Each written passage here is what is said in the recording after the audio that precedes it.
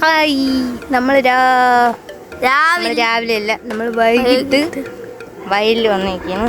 ഇന്ന് കുറച്ച് പണിയുണ്ട്. വളമിടണം, പിന്നെ മുളകിൻ്റെ തടമൊക്കെ ഒന്ന് റെഡിയാക്കണം. അതിൻ്റെ തടമൊക്കെ പോയി, മൂട്ടിലൊന്നുമില്ല. അപ്പോൾ കുറച്ച് കരിയിലേക്ക് വരിയിട്ട് പച്ചപ്പുല്ലൊക്കെ ഇട്ട് സെറ്റാക്കണം.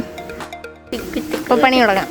മുളക് നിന്ന സ്ഥലമെല്ലാം എന്താണെന്ന് നോക്കിയാൽ കൊട്ടത്തറയിട്ട് മണ്ണൊക്കെ ആക്കിയിട്ട് കൊടുത്തിട്ട് വളമിടാമെന്ന് വിചാരിച്ചു. കാരണം ഇതിലൊക്കെ മൊട്ട് വന്നു തുടങ്ങി. വെട്ടി വൃത്തിയാക്കി എവിടെ കണ്ട് കൊട്ടത്തറയായി. ഇനി ഈ തടം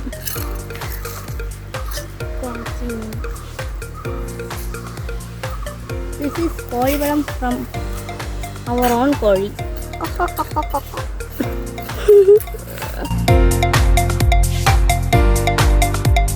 മൂട്ടിൽ നിന്ന് അല്പം മാറ്റി ഇടുക, മണ്ണിട്ട് കൊടുക്കുക, വെള്ളം ഒഴിക്കുക. അങ്ങനെ എല്ലാത്തിനെയും തടമൊക്കെ എടുത്ത് വളമിട്ട് കൊടുത്ത് ഇനി വെള്ളം ഒഴിക്കണം.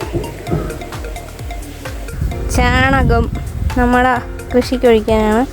ചാണകം കലയ്ക്കാണ് ഒഴിക്കുന്നത്. പിന്നെ കോഴിവളം, അതൊക്കെയുള്ളൂ. ജൈവ വളമാണ് ഫുൾ ഉപയോഗിക്കണം, അല്ലാതെ നമ്മൾ രാസവളമൊന്നും ഉപയോഗിക്കണ്ട. ഇത് കണ്ടോ, നൈട്രജൻ കണ്ടെയ്നിങ് സാധനമാണ്.